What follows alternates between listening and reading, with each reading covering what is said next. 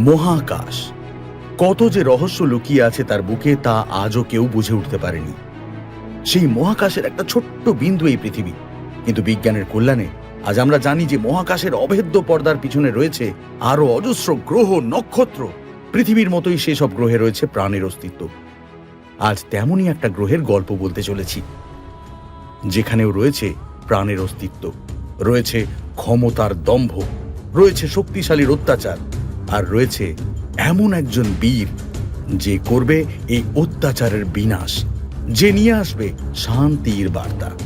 পৃথিবী থেকে অজস্র আলোকবর্ষ দূরের এক গ্রহ মার্কাস। এই গ্রহের মানুষদের রয়েছে তাক লাগানো সব অলৌকিক ক্ষমতা। এখানে যার ক্ষমতা বেশি সে বাকিদের উপর রাজত্ব করে, নিজের ইচ্ছে মতন আইন কানুন তৈরি করতে পারে, আর দুর্বলকে সেই সব আইন মেনে চলতে হয়। মার্কাসের বিখ্যাত রাজ্য ওহান সাম্রাজ্যে ম্যাসিডোরিয়া নামের শহরে আজ উৎসবের পরিবেশ। শহরের চারিদিকে প্রচন্ড ভিড়, মানুষের মাথা ছাড়া আর কিচ্ছু দেখা যাচ্ছে না। এই ভিড়ের গন্তব্যস্থল একটাই, ম্যাসিডোরিয়া শহরের কেন্দ্র। এইখানেই রয়েছে বিশাল ক্রীড়া প্রাঙ্গণ। এখানে প্রতি বছর এই দেশের জনগণের শক্তি পরীক্ষা করা হয়। ম্যাসিডোরিয়ার ক্রীড়া প্রাঙ্গণে রয়েছে শক্তি স্তম্ভ নামে এক অলৌকিক যন্ত্র, যা মানুষের ভিতরের শক্তি পরীক্ষা করে। এই ভিড়ের মধ্যেই দাঁড়িয়ে রয়েছে বিক্রম নামের এক যুবক। 3 বছর আগে সে 9খানা শক্তিচক্র পেয়েছিল। পুরো ম্যাসিডোরিয়ায় তার চেয়ে বেশি শক্তিশালী কেউ ছিল না। কিন্তু হঠাৎ কোনো এক অজানা কারণে তার শক্তি কমে এসে দাঁড়ায় মাত্র 3টি শক্তিচক্রে। সেই থেকে বিক্রম 3 বছর ধরে রাত দিন পরিশ্রম করে চলেছে তার হারিয়ে যাওয়া 9টি শক্তিচক্র ফিরে পাওয়ার জন্য। আর আজ বিক্রমের অগ্নি পরীক্ষা।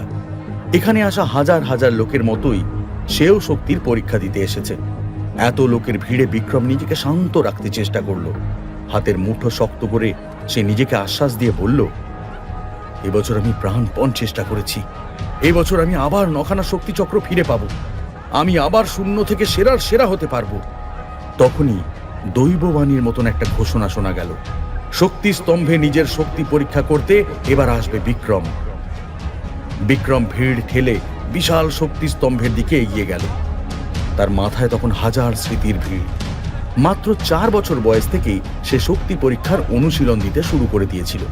শক্তি পরীক্ষার জন্য লেখাপড়া, রাজনীতি, যুদ্ধবিদ্যা সব কিছুই সে মন দিয়ে শিখেছে।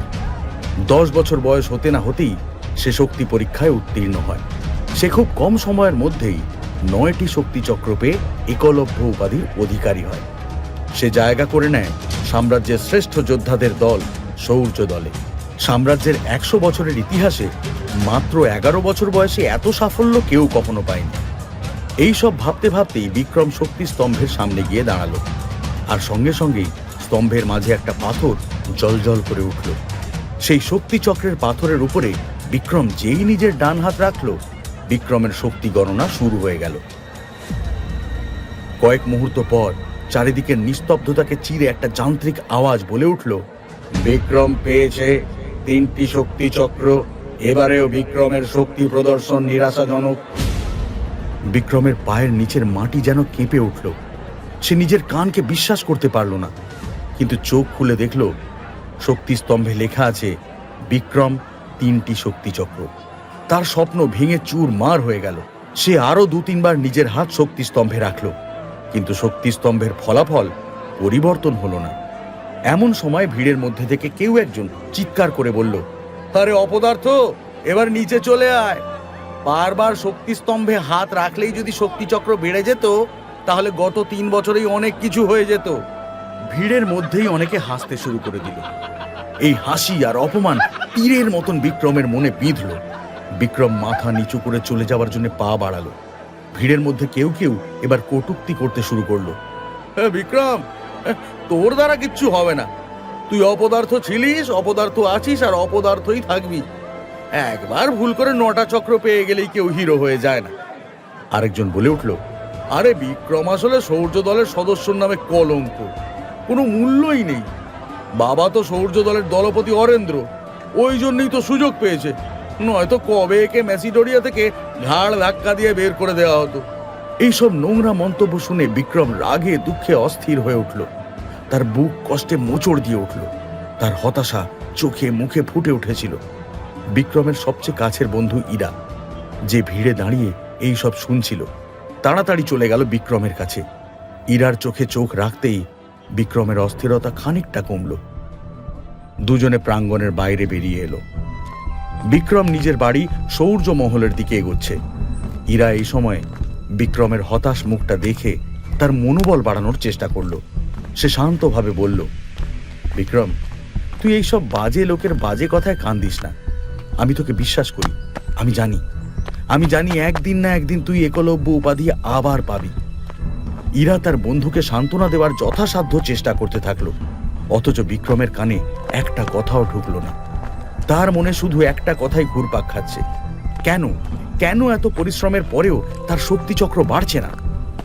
বিক্রম খুব দ্রুতই বুঝতে পারবে যে দুঃখ আর সমস্যা কখনো একা আসে না। তার বাড়িতেও একটা নতুন সমস্যার আগমন হতে চলেছে। বিক্রম আর ইরা সৌর্য মহলে পৌঁছে গেল। বিক্রমের বাবা অরেন্দ্র সৌর্য দলের দলপতি। তিনি মহলের অন্দরেই দলের কয়েকজন বিশিষ্ট ব্যক্তির সঙ্গে কিছু গুরুত্বপূর্ণ বিষয় নিয়ে আলোচনা করছিলেন। ছেলের বিষণ্ণ মুখ দেখে তিনি শক্তিস্তম্ভে কি হয়েছে সব বুঝে গেলেন। অরেন্দ্র ছেলের কাছে গিয়ে তাকে জড়িয়ে ধরে বললেন, আরে বাবা, এত হতাশ হওয়ার কিচ্ছু নেই। তুমি সৌর্য দলের নেতা অরেন্দ্রর ছেলে, তুমি পরের বার সফল হবেই।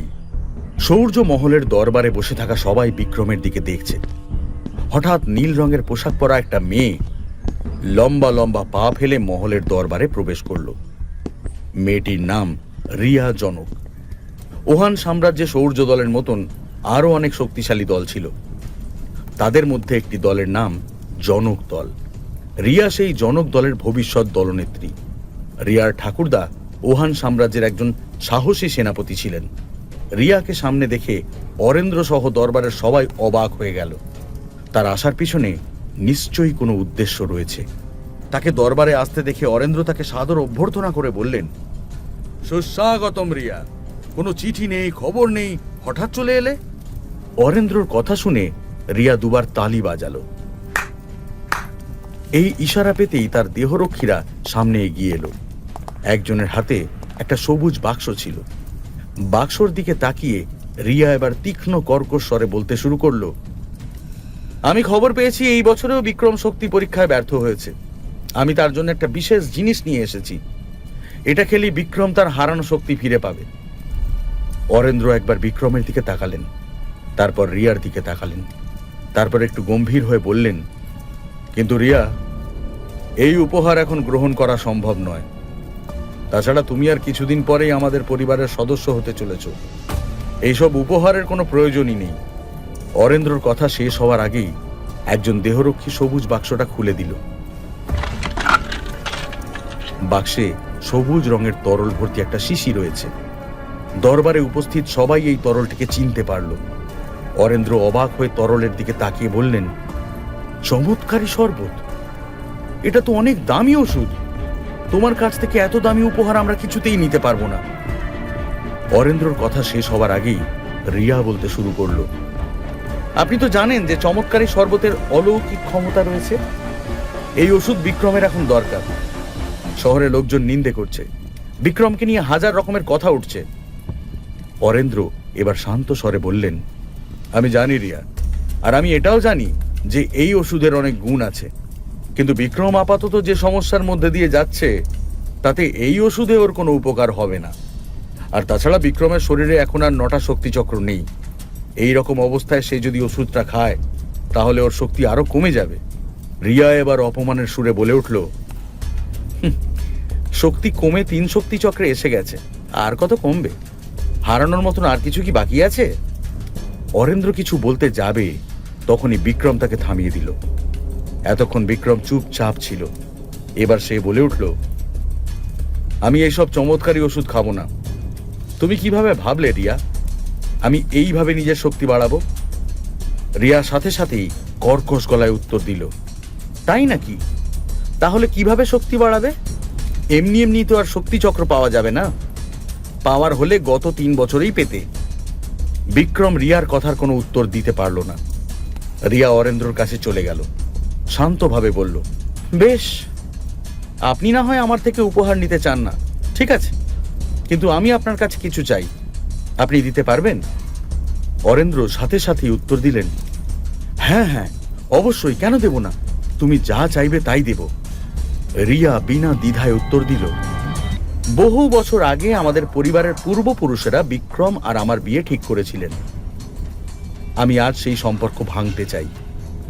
রিয়ার মুখে এই কথা শুনে অরেন্দ্র, বিক্রম এবং সভায় বসে থাকা সবাই হতভম্ব হয়ে গেল। অস্বস্তিকর নীরবতা সমস্ত সভাঘরকে আচ্ছন্ন করল।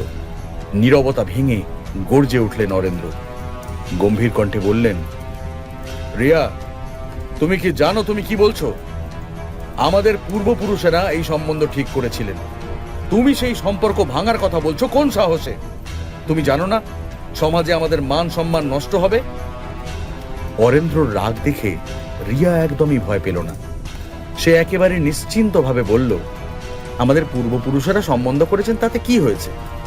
যখন সম্বন্ধ হয়েছিল আর এখনকার সময়ের মধ্যে আকাশ পাতাল তফাৎ। আমাদের পরিবারের কাছে এখন আকাশ ছোঁয়া শক্তি, আর বিক্রম তো গত 3 বছর ধরে সেই 3 শক্তি চক্রে আটকে রয়েছে। বিক্রমের রাগে ফেটে পড়তে ইচ্ছে করলো। রিয়ার কথা তখনও শেষ হয়নি। রিয়া আবার বলতে শুরু করলো, আমি জনক দলের ভবিষ্যৎ নেত্রী, তাই কোনো দুর্বল লোকের সাথে আমি সম্পর্ক রাখতে চাই না। এখনই সম্পর্ক ভেঙে দেওয়াটা সঠিক সিদ্ধান্ত। এইবার অরেন্দ্র বললেন, এখন বুঝলাম তোমার আসল মতলব। তুমি এখন এই সাম্রাজ্যের সবচেয়ে শক্তিশালী নেত্রী হতে চাও, তাই এই সম্বন্ধ ভাঙতে চলে এসেছো। এবার রিয়া নির্লজ্জভাবে উত্তর দিল, তাহলে আপনিই বলুন আমি কিভাবে এই রকম অপদার্থকে বিয়ে করব, যে গত 3 বছর ধরে নিজের শক্তি বাড়াতে পারছে না? কারোর কাছে রিয়ার এই কথা কোনো উত্তর ছিল না। রিয়া এবার চমৎকারী শরবত অরেন্দ্রর হাতে দিয়ে বলল, সম্পর্কটা ভেঙে দিন, আপনারও ভালো আমারও ভালো। বিক্রমের ধৈর্যের বাঁধ এবার ভেঙে গেল। বিক্রম এবার রিয়ার চোখে চোখ রেখে বলল, ঠিক আছে, তুমি সম্পর্ক ভাঙতে চাও তাই না? বেশ, এ সম্পর্ক অবশ্যই ভাঙবে। বিক্রমের এই কথা শুনে সভায় উপস্থিত সবাই হাঁ করে ওদের দুজনের মুখের দিকে তাকিয়ে রইল। বিক্রম আবার বলতে শুরু করলো, কিন্তু এই সম্পর্ক ভাঙার আগে আমি তোমাকে বিয়ে করব, আর তারপর এই বিয়ে ভেঙে দিয়ে তোমার সাথে চিরদিনের জন্য সম্পর্ক শেষ করে দেব। বলো, রাজি? বিক্রমের এমন কথা শুনে রিয়া রাগে ফুঁসতে ফুঁসতে বলল, এসব কি বাজে কথা বলছো? তুমি জানো আমাদের পরিবারের নামে লোকজন ছিছি করবে। এবার বিক্রম শান্ত গলায় বলল, ও, লোক ছিছি করবে তাই তো? বেশ, বদনাম যখন হবেই তখন দুজনের পরিবারের একসাথে হওয়াই তো ভালো। অহংকার নিয়ে রিয়া বলে উঠল, আমি বিশ্বাস করতে পারছি না বিক্রম, আমি বিশ্বাস করতে পারছি না তুমি কি সেই বিক্রম যাকে আমি কয়েক বছর আগে চিনতাম। বিক্রম ঠিক একই সুরে বলতে শুরু করলো, আমিও বিশ্বাস করতে পারছি না যে তুমি ওষুধ উপহারের বাহানায় সম্পর্ক ভাঙতে চলে এসেছো। কথা বলতে বলতে বিক্রম আর রিয়া দুজনেই প্রায় মারমুখী হয়ে উঠল। দুজনের চোখেই আগুন দেখা যাচ্ছিল। পরিস্থিতি হাতের বাইরে যেতে দেখেই রিয়ার দেহরক্ষীরা তার সামনে চলে এলো, কিন্তু রিয়া তাদের হাতের ইশারা করে থামিয়ে দিল। রিয়া এবার শান্তভাবে বলল, একটা উপায় আছে, সম্পর্ক থাকবে না ভাঙবে সেটা এই উপায়ে ঠিক করা যেতে পারে। বিক্রম জিজ্ঞেস করলো, কি করতে চাও? রিয়া বলল, 3 বছর। আমি তোমাকে 3 বছর সময় দিলাম, তারপর আমাদের মধ্যে শক্তির লড়াই হবে। আমি যদি শক্তি পরীক্ষায় জয়লাভ করি তাহলে তোমাকে সম্পর্ক ভাঙতে হবে, আর তুমি জিতলে তুমি যা চাও তাই হবে। রিয়ার কথা শুনে সৌর্য মহলে দম বন্ধ করা নীরবতা নেমে এলো। সবার চোখ এখন বিক্রমের উপর। বিক্রম কি নিজের বাগদত্তা রিয়ার শর্ত মেনে নেবে? আর কেন গত 3 বছর ধরে বিক্রমের শক্তি বাড়ছে না? কোন গভীর রহস্য রয়েছে এর পিছনে? কিভাবে বিক্রম নিজের থেকে শক্তিশালী রিয়ার সাথে লড়াই করবে?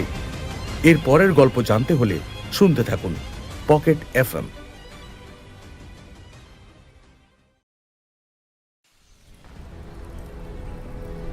বিক্রম নিজের বাগদত্তার চোখে চোখ রেখে কঠিন স্বরে বলল, ঠিক আছে, হোক লড়াই, আমি শর্ত মেনে নিচ্ছি। ঠিক হলো 3 বছর পরে তারা যুদ্ধের মাধ্যমে শক্তি পরীক্ষা করবে। বিক্রমের মুখ থেকে এত বড় কথা শুনে রিয়া অবাক হয়ে তাকিয়ে থাকলো কিছুক্ষণ। তারপর নিজের দেহরক্ষীদের নিয়ে সৌর্য মহলের বাইরে চলে গেল। রিয়া সভাকক্ষের সিংহদুয়ারের কাছে প্রায় পৌঁছে গেছে, এমন সময় কেউ একজন তাকে ডেকে বলল, দাঁড়াও রিয়া। রিয়া পেছন ফিরে দেখল ইরা দাঁড়িয়ে আছে। ইরার পরনে সুন্দর গোলাপি পোশাক,